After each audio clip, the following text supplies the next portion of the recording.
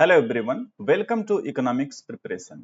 आज की इस क्लास में मैं आप सभी के साथ चर्चा करूंगा प्राथमिक और द्वितीयक आंकड़ों के बारे में, यानी कि प्राइमरी डाटा क्या होता है, सेकेंडरी डाटा क्या होता है, कैसे इनको आप कलेक्ट करेंगे और इनके जो गुण होंगे, इनके जो दोष होंगे, उन सभी की हम लोग यहाँ पे डिटेल में बात करने वाले हैं।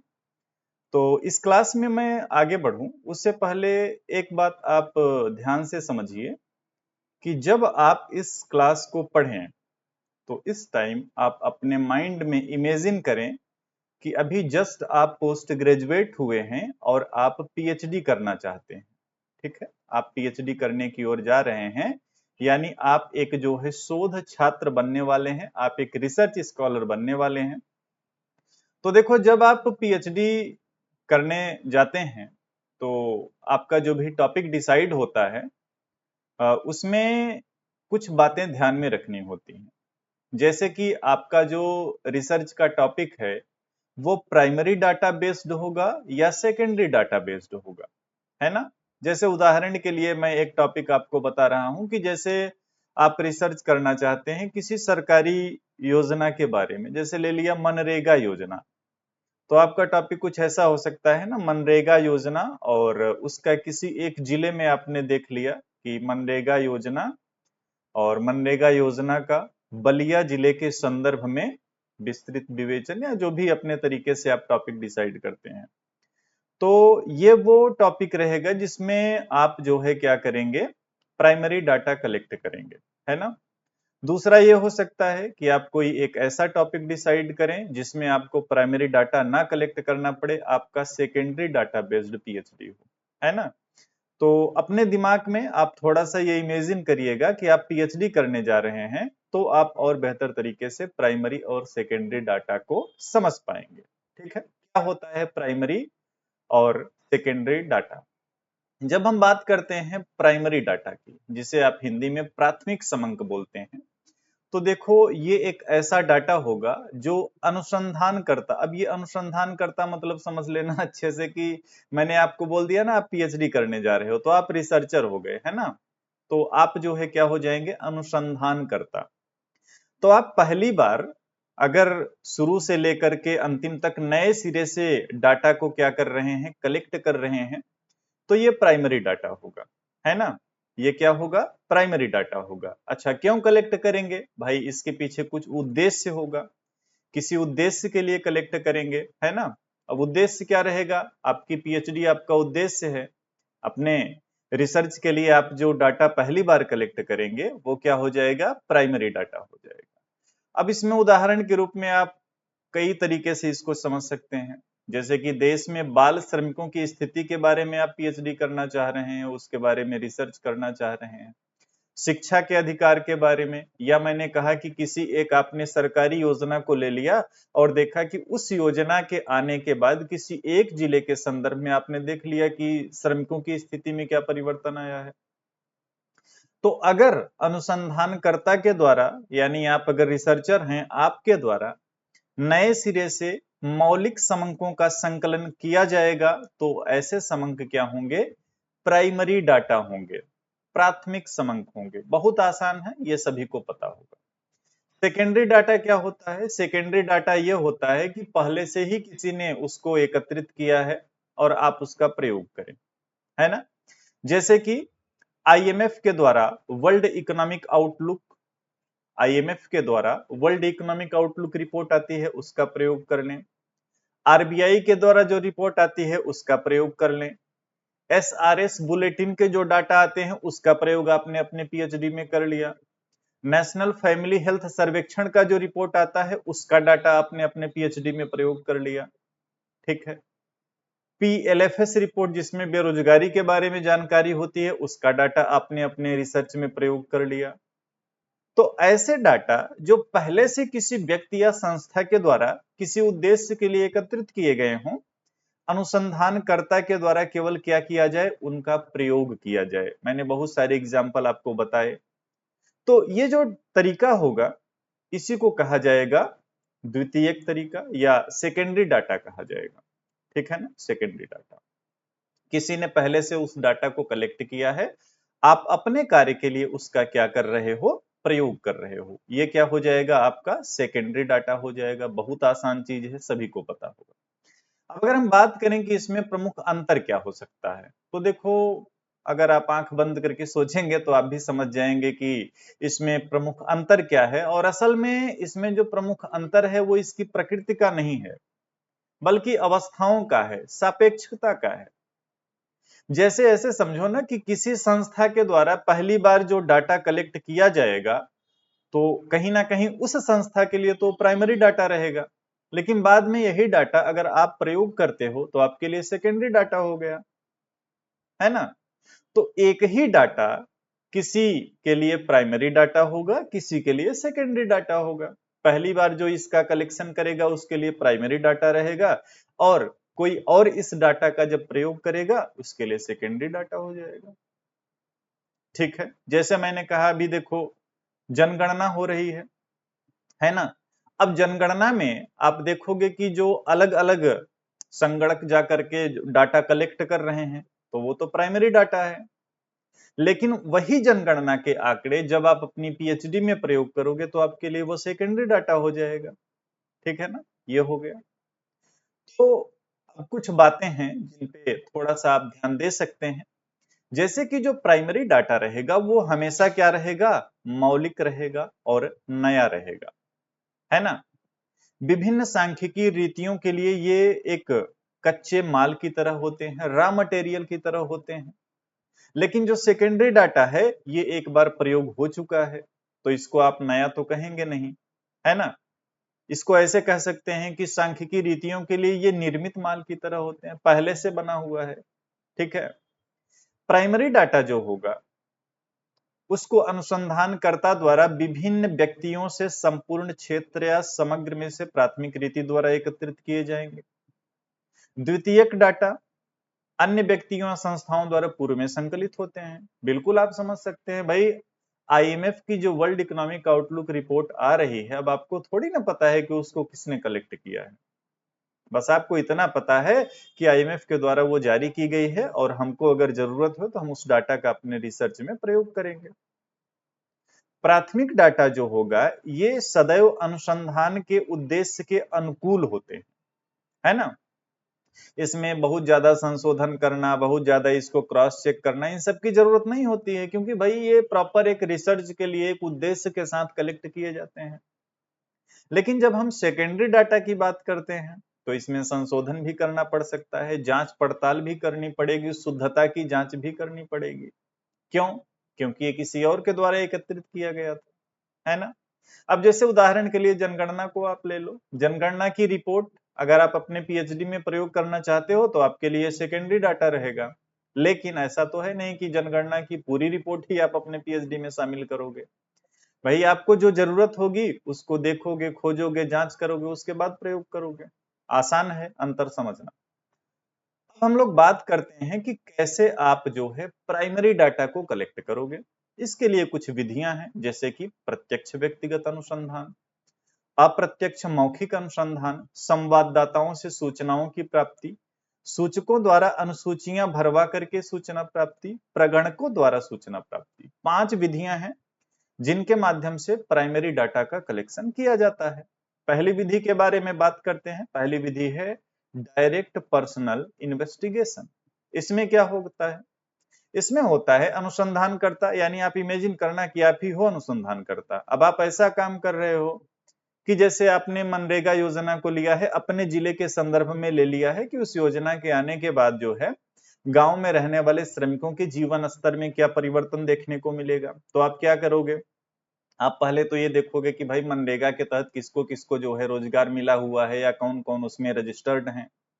अब क्या करोगे, अपने एरिया यानी अपने जिले में जाओगे, जिस जिले का आप प्रॉपर जो है डाटा कलेक्ट करना चाहते हो। तो क्या करोगे, आप अनुसंधान करता हो, आप अनुसंधान के क्षेत्र यानी अपने जिले में जाओगे, संबंधित लोगों यानी ऐसे लोग जो रजिस्टर्ड हैं मनरेगा के तहत, उनसे क्या करोगे, व्यक्तिगत संपर्क करोगे। ठीक है ना। तो कहने का मतलब यह है कि यहाँ पे आप जो है डायरेक्ट मिलोगे, है ना। डायरेक्ट मिलोगे, निरीक्षण करोगे, अनुभव के माध्यम से डाटा को कलेक्ट करोगे, और इस मेथड को डायरेक्ट मेथड भी कहा जाता है, प्रत्यक्ष रीति भी कहा जाता है प्राथमिक आंकड़ों के संकलन की। ऐसा क्यों है? ऐसा सिंपल सी बात है भाई, डायरेक्ट डाटा आप कलेक्ट करोगे तो डायरेक्ट मेथड हो जाएगा, है ना।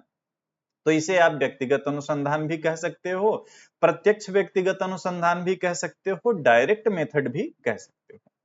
इस विधि का प्रयोग कहां पे करोगे? इस विधि का प्रयोग वहां पे करोगे जहां पे क्षेत्र जो है वो सीमित हो। जैसे कि मैंने आपको बताया कि आप मनरेगा के बारे में रिसर्च करने जा रहे हो, तो आप किसी एक डिस्ट्रिक्ट का ही तो डाटा कलेक्ट करोगे। ऐसा तो है नहीं कि आपने ले लिया कि भारत में मनरेगा योजना के पश्चात श्रमिकों के जीवन स्तर में आया सुधार। इसके लिए तो फिर 700 कितने जिले हैं, अभी जनगणना के आंकड़े जब आएंगे तो उसमें प्रॉपर दिया रहेगा। जैसे 2011 की जनगणना के अनुसार देश में 640 जिले थे, अभी 700 कुछ हो चुके हैं। तो अगर पूरे भारत के संदर्भ में देखोगे फिर तो बहुत ज्यादा डाटा कलेक्ट करना पड़ेगा। तो ये तो संभव है नहीं कि भाई पूरे देश में आप एक एक व्यक्ति से जाके मिल पाओ, ये तो पॉसिबल है नहीं। तो इसका प्रयोग वहीं पे संभव है जहां पे क्षेत्र सीमित हो, इसीलिए मैंने बोला एक डिस्ट्रिक्ट ले लो, ठीक है। दूसरा क्या?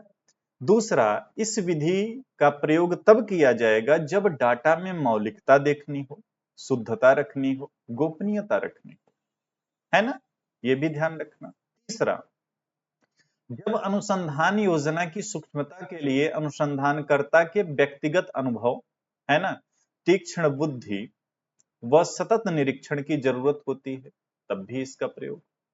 इसके अंतर्गत पारिवारिक आय व्यय, मजदूरों का जीवन स्तर, शिक्षित बेरोजगारी, अपराध प्रवृत्ति, इस तरीके के अनुसंधान किए जाते हैं। आप किसी भी तरीके का अनुसंधान कर सकते हो, कोई भी योजना ले सकते हो, बस उसका क्षेत्र सीमित रखना पड़ेगा।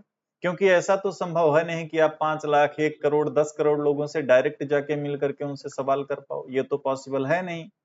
इसीलिए लिमिटेड एरिया लेना है और उसमें जाकर के लोगों से डायरेक्ट मिलना है और फिर उनसे डाटा कलेक्ट करना है, ठीक है।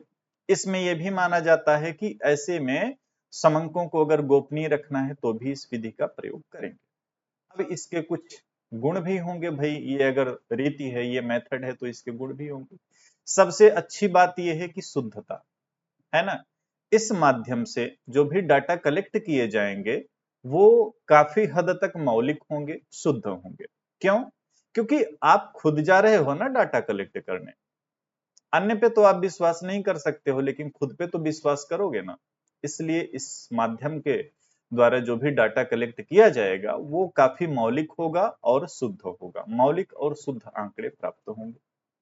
क्योंकि डायरेक्ट आप जाकर के मिल करके पूछ रहे हो, तो इससे क्या है, विस्तृत सूचनाओं की प्राप्ति हो जाती है ना। जैसे किसी मजदूर से आप जा रहे हैं, पूछ रहे हैं, तो उसके आय के बारे में, व्यय के बारे में, जीवन स्तर के बारे में, स्वास्थ्य सुविधाओं के बारे में, कार्य स्थिति के बारे में, कार्यस्थल के बारे में, हर तरीके की सूचनाएं आप ले सकते हो। तो विस्तृत सूचनाओं की प्राप्ति हो सकती है। विश्वसनीयता पर्याप्त रहेगी। क्यों? क्योंकि आप खुद जाकर के डाटा को कलेक्ट कर रहे हो, है ना। तो ऐसे में कोई गलत इंफॉर्मेशन तो देगा नहीं, अगर देगा तो आप घुमा फिरा के उससे सही जानकारी ले लोगे, है ना।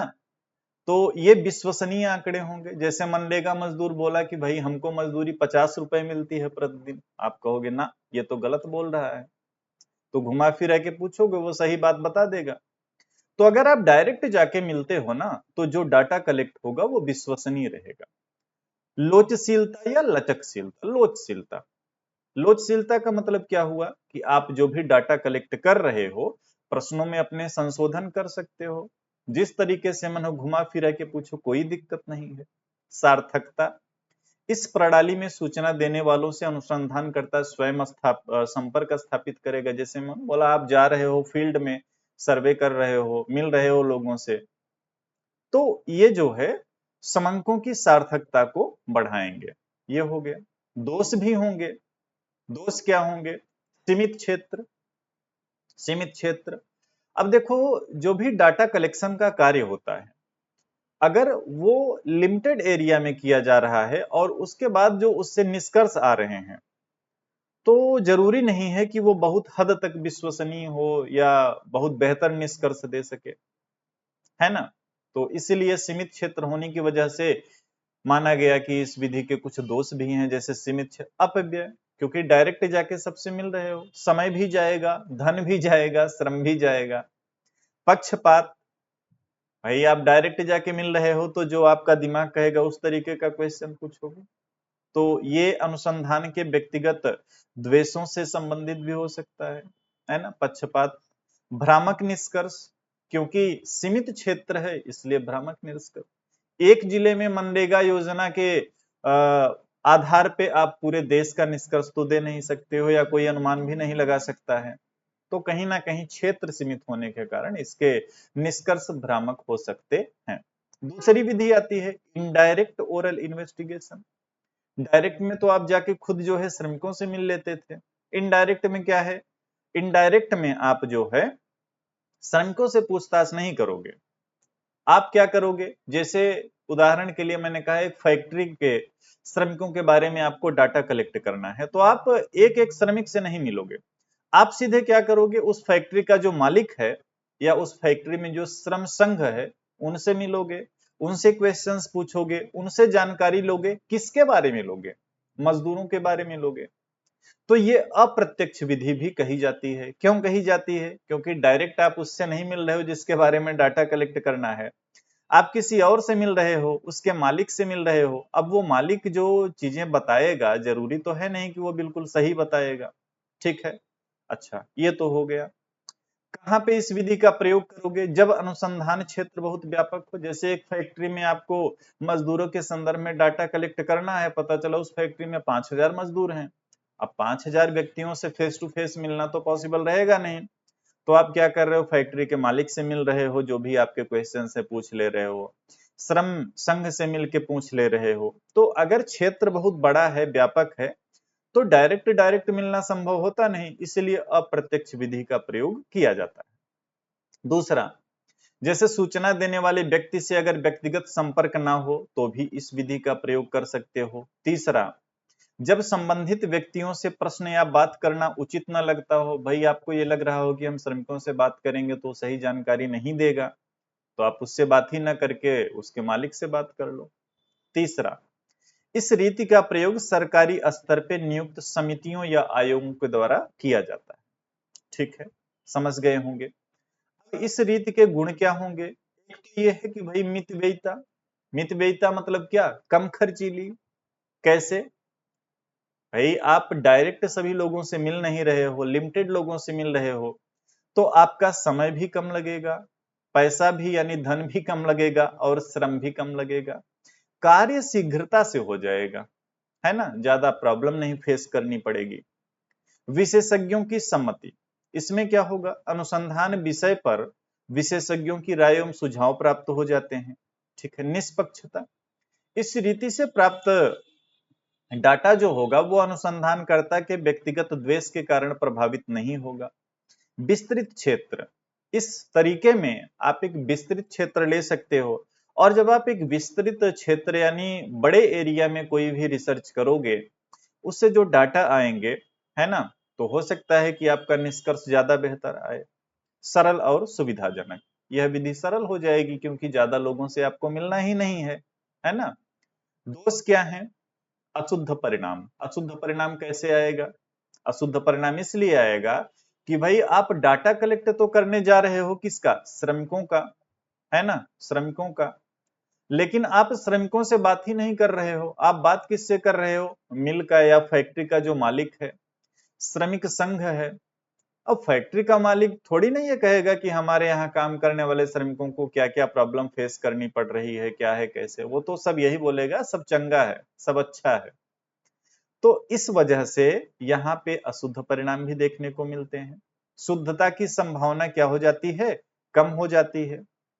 साक्ष्यों के दोष, यानी जिनसे आप डाटा को कलेक्ट कर रहे हो वो लापरवाही दिखाएं, अज्ञानता दिखाएं, पक्षपातता, तो इन सब से क्या होगा, जो आपके आंकड़े आएंगे ना वो अशुद्ध हो सकते हैं। ऐसा इस विधि के दोष में माना जाता है। अब इसमें कुछ अंतर देख सकते हो कि जो प्रत्यक्ष व्यक्तिगत अनुसंधान है और अप्रत्यक्ष मौखिक अनुसंधान, इसमें अंतर क्या होगा। तो पहला अंतर तो आप यही समझना कि डायरेक्ट मेथड में आप क्या करते थे, व्यक्तिगत संपर्क करते थे श्रमिकों से। इनडायरेक्ट मेथड यानी अप्रत्यक्ष में क्या कर रहे हो, आप उन लोगों से संपर्क कर रहे हो जो प्रत्यक्ष रूप से संबंधित ही नहीं है। यानी दूसरी विधि में आप समस्या से अप्रत्यक्ष संबंध रखने वाले लोगों से सूचनाओं को प्राप्त कर रहे हो। पहला अंतर ये हो गया। दूसरा अंतर ये होगा कि पहली विधि में आप डायरेक्ट जाके मिल लेते थे।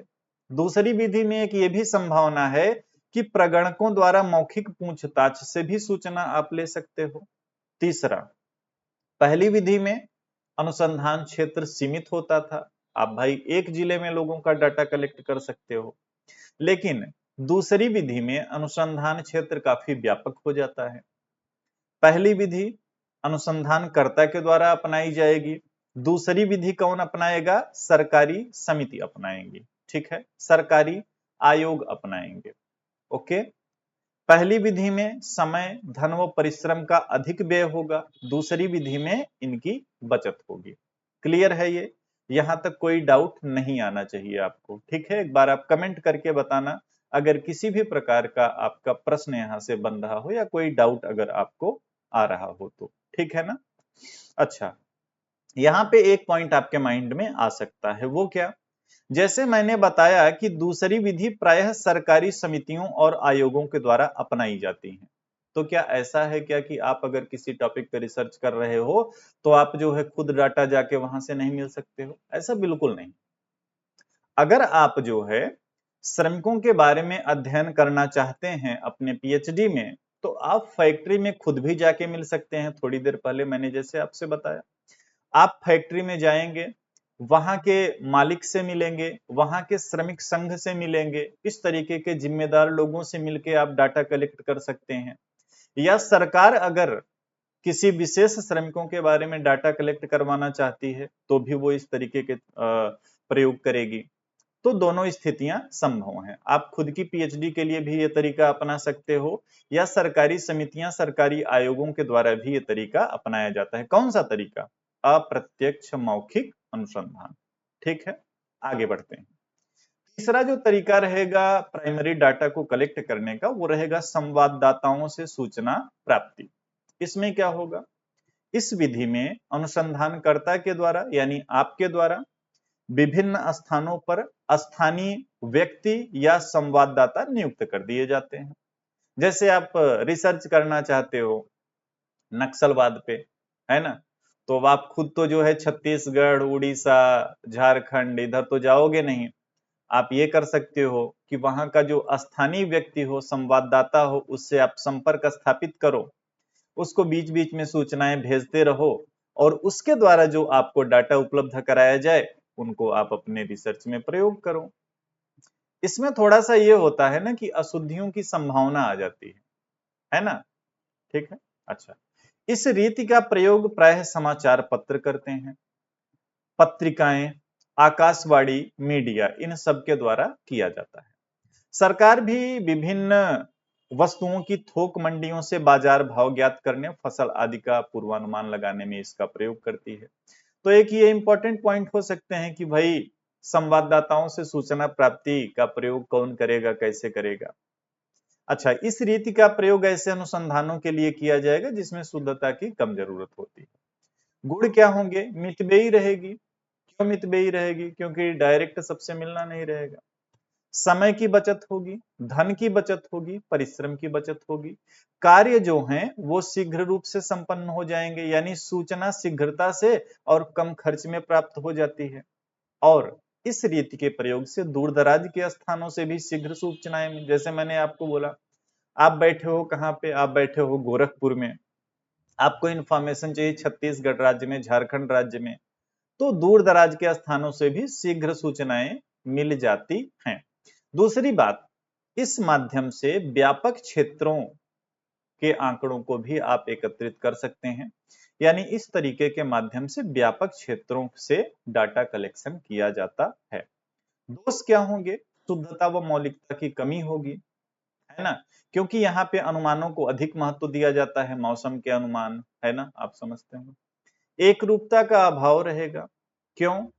क्योंकि आंकड़े जो हैं वो भिन्न भिन्न संवाददाताओं द्वारा अलग अलग विधियों से एकत्रित किए जाते हैं और विभिन्न शब्दों के अलग अलग अर्थ भी लगते हैं, तो इससे थोड़ा सा एक रूपता का पक्षपात। कई बार भाई संवाददाता जो है किसी एक विषय को लेकर के अगर एकांगी विचारधारा रखता है तो वो डाटा भी उसी तरीके का प्रोवाइड कराएगा, तो यहाँ पे थोड़ा सा प्रॉब्लम आ जाती है।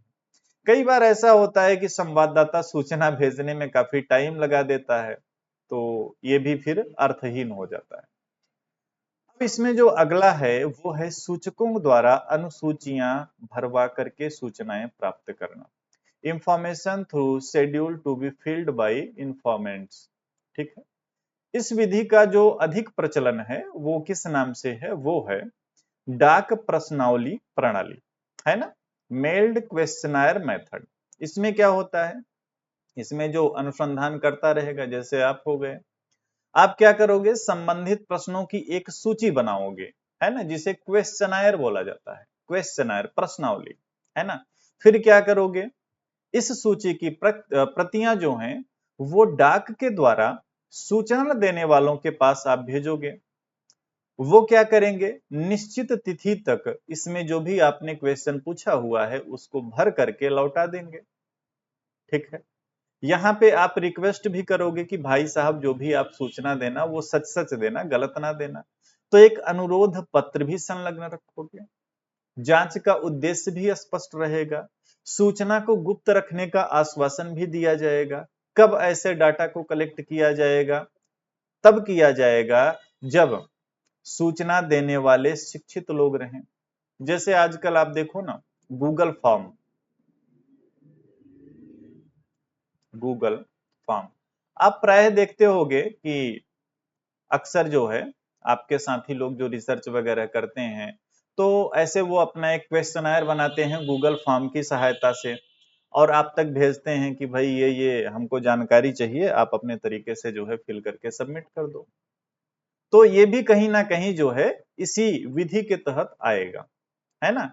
इस रीति का प्रयोग मत सर्वेक्षण और उपभोक्ताओं की रुचियों का अनुसंधान करने के लिए कारगर होता है।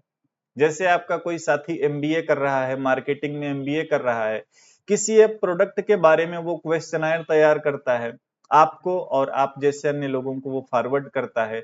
आप लोग अपने रुचि के हिसाब से इसमें जानकारी फिल करके सबमिट करेंगे, आपके साथी के पास पूरा रिस्पांस पहुंच जाएगा और उसके आधार पे वो क्या करेंगे, निष्कर्ष निकालेंगे। ठीक है, भारत सरकार भी इस तरीके का प्रयोग करती है उद्योगों के वार्षिक सर्वेक्षण में।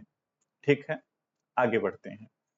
इसके फायदे क्या हैं, गुण क्या हैं। एक तो मितव्ययी विधि है, भाई खर्चा कम लगना है, समय कम लगना है, श्रम कम लगना है। ठीक है, मौलिकता, सूचकों द्वारा स्वयं सूचनाएं दिए जाने के कारण मौलिकता होती है। अब वो अलग बात है कि अगर आप गलत इंफॉर्मेशन देना चाहें तो दे सकते हैं, लेकिन प्रायः इसमें माना जाता है कि शिक्षित लोग हैं तो गलत जानकारी नहीं देंगे, तो इसीलिए इसको विश्वसनीय माना जाता है। विस्तृत क्षेत्र, ज्यादा से ज्यादा लोगों तक भेज दो, ज्यादा से ज्यादा इंफॉर्मेशन कलेक्ट कर लो, विस्तृत क्षेत्र हो जाएगा। उसके बाद दोष क्या रहेंगे, दोष ये रहेंगे, कभी कभी ऐसा होता है कि आपके दोस्त ने भेज दिया, आपने उसको यूं ही स्किप कर दिया। आपके पास मेल पे कोई क्वेश्चन आया, आपने उसको स्किप कर दिया, या प्रश्न कुछ और पूछा, आपने जवाब कुछ और दिया, मतलब मन लगा के आपने जवाब नहीं दिया। तो कभी कभी इसमें अपूर्ण सूचनाएं भी देखने को मिल जाती हैं। शुद्धता की कमी भी हो सकती है। भाई अगर आप गलत जानकारी देने लगोगे तो जाहिर सी बात है कि जो निष्कर्ष निकलेगा वो शुद्ध नहीं रहेगा। हाँ, डायरेक्ट अगर मिलकर डाटा कलेक्ट किया जाए तो वो शुद्धता के काफी करीब रहेगा। ठीक है, लोचशीलता का अभाव, इसलिए क्योंकि जो भी क्वेश्चनायर आपने भेज दिया अब उसमें आप संशोधन तो करोगे नहीं। लेकिन याद करो डायरेक्ट मेथड में जब आप जो है व्यक्ति से खुद मिलते थे तो आप घुमा फिरा के अपने तरीके से सवाल कर सकते थे, यहाँ पे वो है नहीं। ठीक है ना, और ऐसा माना जाता है कि ये तरीका जो है वो शिक्षित व्यक्तियों के लिए है ना, शिक्षित व्यक्तियों के लिए।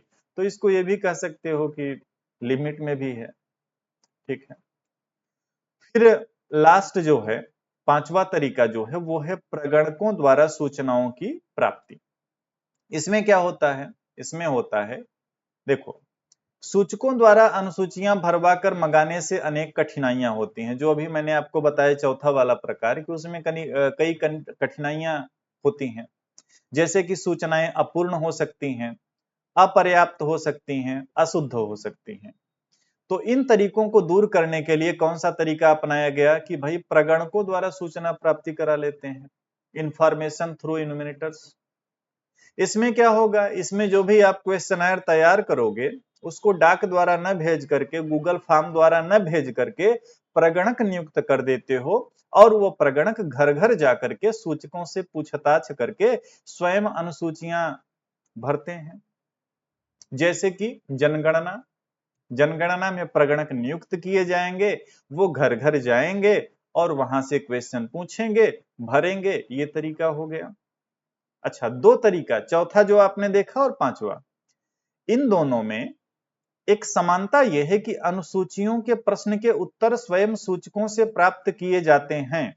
लेकिन अंतर क्या है, अंतर यह है कि जो पहला तरीका आपने देखा था उसमें अनुसूचियां यानी क्वेश्चनर डाक के द्वारा भेजी जाती थी, या आजकल जो प्रचलन में है गूगल फॉर्म वाला तरीका, वो आपको व्हाट्सएप पे भी मिल सकता है, मेल पे भी मिल सकता है, जैसे भी। तो पहले तरीके में सूचक जो है यानी जो प्रोवाइड कराने वाला है डाटा, मतलब जिसके बारे में आप जानना चाह रहे हो, वो मनमर्जी से सूचनाएं भर देते थे। जबकि जो दूसरा तरीका है जिसमें प्रगणक आप नियुक्त करोगे, इसमें क्या होगा, सूचकों से पूछ करके स्वयं डाटा फिल किया जाएगा।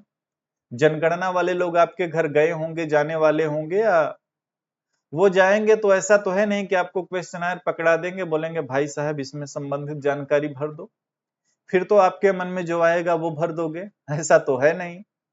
तो वो आपसे पूछेंगे कि आपके पास घर है, कार है, बाइक है, कितने पढ़े हो, क्या है, कैसे है, पूछते जाएंगे, फिल करते जाएंगे।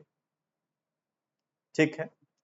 कहां पे इस तरीके का प्रयोग करोगे, अब जैसे जनगणना तो देखो पूरे देश की जाती है, तो बहुत विस्तृत क्षेत्र हो, शिक्षित हो, अशिक्षित हो, कोई बात नहीं है। पढ़ा लिखा लोग होगा उससे भी हम पूछ के जानकारी ले लेंगे, और अनपढ़ होगा उससे भी पूछ के जानकारी ले लेंगे। और जैसा मैंने आपको बताया कि सबसे प्रमुख रूप से यह सरकार के द्वारा जनगणना के लिए प्रयोग में ली जाती है। ठीक है। अगर कोई रिसर्चर है, पीएचडी या शोधार्थी है, तो बड़े बड़े व्यापार गृहों, सार्वजनिक उपक्रम आदि के द्वारा भी, यानी वहां पे भी इसका प्रयोग कर सकता है। ओके, अब आगे बढ़ते हैं। फायदा क्या है इस तरीके का, एक तो विस्तृत क्षेत्र मिल जाता है, शुद्धता होती है क्योंकि भाई प्रगणक डाटा कलेक्ट कर रहा है, व्यक्तिगत संपर्क भी हो जाता है, निष्पक्षता भी देखने को मिलती है। ठीक है। दोष क्या रहेगा, अधिक महंगा है। भाई जिससे आप डाटा कलेक्ट कराओगे उसको पैसा तो देना पड़ेगा ना, बिना पैसे के तो वो डोर टू डोर जाके डाटा कलेक्शन करेगा नहीं। समय भी ज्यादा लगेगा, पैसा भी ज्यादा लगेगा, श्रम भी ज्यादा लगेगा। जटिल और कठिन भी होता है, जटिल भी होगा। क्यों? क्योंकि प्रगणक को नियुक्त करना पड़ेगा, डाटा कलेक्ट करने वाले को खोजना पड़ेगा, जो डाटा कलेक्ट करें उनको प्रशिक्षित करना पड़ेगा कि कैसे करोगे, क्या करोगे, है ना। और जो भी डाटा कलेक्ट होंगे अनेकों स्तरों पे उसको क्रॉस चेक भी किया जाएगा, देखा जाएगा, निरीक्षण किया जाएगा। तो जटिल भी है, कठिन भी है। स्वाभाविक अभिनय, यानी प्रगणकों के आचार विचार और कार्यशैली में अंतर होने के कारण संकलित सूचनाओं में भी अंतर हो सकता है, जिससे डाटा जो है उसमें बायसनेस देखने को मिल सकता है। तो ये इसकी कमियां हो गई। उम्मीद है कि प्राइमरी डाटा तो आप समझ गए होंगे। प्राइमरी डाटा क्या है, कैसे आपको प्रयोग करना है, कौन सी विधियां हैं, किस विधि के क्या गुण हैं, किस विधि के क्या दोष हैं। अब सेकेंडरी डाटा बहुत ही आसान है, पहले से किसी ने खाना बना के रखा है, आपको सिर्फ खाना है ना। तो पहले से किसी व्यक्ति या संस्था के द्वारा डाटा एकत्रित किया गया है, प्रकाशित किया गया है, वही सेकेंडरी डाटा है। इसके बारे में एक डिफिनेशन है कि द्वितीयक समंक वे समंक होते हैं जो पहले से ही अस्तित्व में होते हैं और जो वर्तमान प्रश्नों के उत्तर के लिए न होकर के बल्कि किसी दूसरे उद्देश्य के लिए एकत्रित किए गए हैं। तो अनुसंधानकर्ता यानी कि आप, मैंने शुरुआत में ही आपको बोला था कि आप अपने दिमाग में बैठा लो कि आप पीएचडी कर रहे हो, पीएचडी करने जा रहे हो, आप अनुसंधानकर्ता हो गए।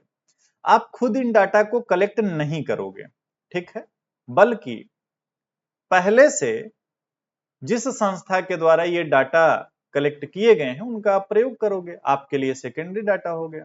अच्छा, इसके सोर्सेज क्या होंगे? इसके सोर्सेज दो होंगे, एक तो पब्लिश्ड डाटा, दूसरा अनपब्लिश्ड डाटा। प्रकाशित स्रोत जैसे कि आईएमएफ की रिपोर्ट हो गई, कोई वर्ल्ड बैंक की रिपोर्ट हो गई, अंकटाड की रिपोर्ट हो गई, वर्ल्ड इकोनॉमिक फोरम की रिपोर्ट, है ना, तमाम ऐसी रिपोर्ट हो गई। अप्रकाशित स्रोत, किसी ने पीएचडी किया है किसी टॉपिक पे, अब वो उसको पब्लिश तो कराएगा नहीं मार्केट में या कि सबको वो उपलब्ध रहे, तो ये अप्रकाशित स्रोत हो जाता है। तो ये विधियां हैं सेकेंडरी डाटा की। शॉर्ट में जो भी चीजें मैंने आपको पढ़ाया, अब इसको ऐसे समझो। प्राथमिक विधि यानी जो पहली बार एकत्रित किया जाएगा, कैसे? एक तो डायरेक्ट पर्सनल इन्वेस्टिगेशन के माध्यम से आप खुद जाकर के मिल रहे हो। दूसरा, किससे मिल रहे हो? जिसके बारे में डाटा कलेक्ट करना। दूसरा, इनडायरेक्ट पर्सनल इन्वेस्टिगेशन, जिसके बारे में डाटा कलेक्ट कर रहे हो उससे ना मिल करके उस संस्था के हेड से आप मिलकर डाटा कलेक्ट कर रहे हो। तीसरा, information from local sources of correspondence, आप क्या कर रहे हो, वहां के व्यक्तिगत लोगों से या व्यक्तिगत लोगों को नियुक्त करके उनसे डाटा कलेक्ट कर रहे हो। उसके बाद अगला जो है इंफॉर्मेशन थ्रू क्वेश्चनायर। अब इसमें दो विधियां हैं, एक तो मेलिंग मेथड है जो मैंने आपको बताया कि मेल के माध्यम से आप डाटा कलेक्ट कर रहे हो जो भी आपने क्वेश्चनायर बनाया है। दूसरा है इनुमिनेटर्स मेथड, यानी आपने प्रगणक नियुक्त कर दिया है और वो प्रगणक जो है वो डाटा कलेक्ट कर रहे हैं, ये हो गया। उसके बाद सेकेंडरी डाटा को कैसे कलेक्ट करोगे? तो पब्लिश सोर्सेज, जैसे कि सरकारी पब्लिकेशन जो है ना, या सेमी गवर्नमेंट पब्लिकेशंस हैं, या जर्नल हो गए, पेपर हो गए, इंटरनेशनल पब्लिकेशंस हो गए, अंतरराष्ट्रीय संस्थाएं हो गई, इनके द्वारा जो भी डाटा प्रोवाइड कराया गया है, पब्लिश किया गया है। दूसरा, अनपब्लिश्ड सोर्सेज, जैसे कि मैंने बोला किसी ने पीएचडी किया है किसी टॉपिक पे, बट वो एक किताब के रूप में जो है मार्केट में उपलब्ध नहीं है, तो अनपब्लिश्ड सोर्स उसको माना जाता है। अब थोड़ा सा कंपैरिजन करोगे, जैसे कि primary data real time data माना जाता है, सेकेंडरी डाटा पास्ट माना जाता है क्योंकि पहले से किसी ने इसको एकत्र किया है। प्रोसेस, प्राइमरी डाटा देखो कॉम्प्लेक्स माना जाता है, कठिन माना जाता है ना। सेकेंडरी डाटा क्या है? आसान है भाई, आपको बना बनाया मिल जा रहा है। प्राइमरी डाटा के सोर्सेज क्या हो सकते हैं? जैसे आपने सर्वे किया, एक्सपेरिमेंट किया, पोल किया, ऑब्जर्वेशन किया। सेकेंडरी डाटा के सोर्सेज क्या होंगे? वेबसाइट हो गया, बुक्स हो गई, जर्नल्स हो गए, आर्टिकल्स हो गए, रिसर्च पेपर हो गए, है ना, इस तरीके की चीजें। कलेक्टिंग टाइम, प्राइमरी डाटा को जब आप कलेक्ट करते हो तो लॉन्ग टाइम, ज्यादा समय लगता है। सेकेंडरी डाटा आपको बना बनाया मिल जाता है, वेबसाइट पर गया आप डाउनलोड कर लिए तो टाइम ही नहीं लगा। उसके बाद प्राइमरी डाटा महंगा तरीका है, इसमें ज्यादा खर्च होता है। सेकेंडरी डाटा में ना के बराबर खर्च होता है ना। कोई कोई ऐसे रिसर्च पेपर या जर्नल होते हैं जहां पे आपको सब्सक्रिप्शन लेना पड़ता है, तो वो ना के बराबर माना जाता है। प्राइमरी डाटा एक स्ट्रक्चर्ड फॉर्म में होता है, जबकि सेकेंडरी डाटा अनस्ट्रक्चर्ड फॉर्म में होता है। तो साथियों, ये था आपका प्राइमरी और सेकेंडरी डाटा का पूरा लेखा जोखा। उम्मीद है कि चीजों को आप समझ गए होंगे। अगर आप समझ गए हैं और अभी तक आप क्लास में बने हैं तो एक बार वीडियो में कमेंट जरूर कर देना कि आपको चीजें ठीक तरीके से समझ में आई कि नहीं। और इस क्लास को देखने के बाद आप इससे संबंधित क्वेश्चन सॉल्व करना, जो भी किताबें आपके पास उपलब्ध होंगी उनसे आप क्वेश्चन सॉल्व करना और आप देखना कि आप कितना सवाल सॉल्व कर पा रहे हो। मेरे द्वारा एएसओ की स्टैटिक्स की क्लासेस बिल्कुल फ्री में अवेलेबल कराई जाएंगी इसी यूट्यूब चैनल पे। तो अगर आपको उपयोगी लगता है तो चैनल को सब्सक्राइब कर सकते हैं, वीडियो को अपने दोस्तों तक शेयर कर सकते हैं। मिलेंगे आपसे नेक्स्ट वीडियो में। Thank you.